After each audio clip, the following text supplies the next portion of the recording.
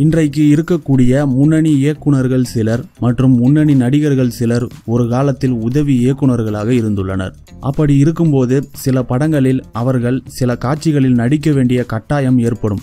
அதேபோல் வாய்ப்பு தேடிய சில நடிகர்கள் கிடைத்த வாய்ப்பை பயன்படுத்தி கொள்ள சின்ன சின்ன கதாபாத்திரங்களில் நடித்துள்ளனர். அதேபோல் நமக்கு தெரிந்த இயக்குனர்களும் நடிகர்களும் நடித்த நமக்கு தெரியாத படங்களை இந்த வீடியோவில் பார்க்கலாம்.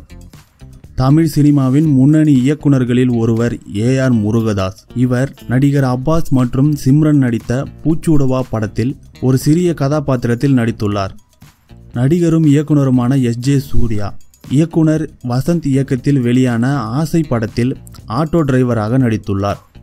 நடிகரும் இயக்குனருமான சமுத்திரக்கனி இயக்குனர் பாலச்சந்தரின் 100வது படமான பார்த்தாலே பரவசம் படத்தில் ஒரு நோயாளியாக நடித்துள்ளார். நடிகர் விஜய் சேதுபதி செல்வராகவன் இயக்கத்தில் வெளியான புதுப்பேட்டை படத்தில் ஒரு சிறிய கதாபாத்திரத்தில் நடித்துள்ளார். நடிகர் சித்தார்த் கன்னத்தில் முத்தமிட்டால் படத்தில் ஒரு சிறிய கதாபாத்திரத்தில் நடித்துள்ளார்.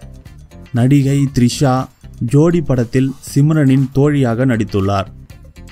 இந்தியாவின் பிரம்மாண்ட இயக்குனர் ஷங்கர் வசந்த ராகம் என்ற படத்தில் ஒரு சிறிய கதாபாத்திரத்தில் நடித்துள்ளார்.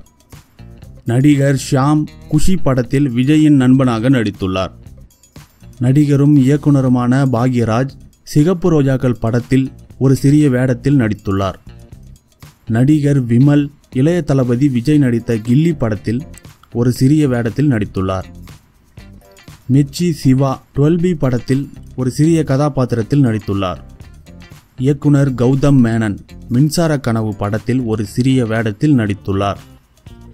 நடிகர் கார்த்தி இயக்குனர் மணிரத்னத்திடம் உதவி இயக்குனராக இருந்தபோது ஆயுத எழுத்து படத்தில் ஒரு சிறிய வேடத்தில் நடித்துள்ளார்.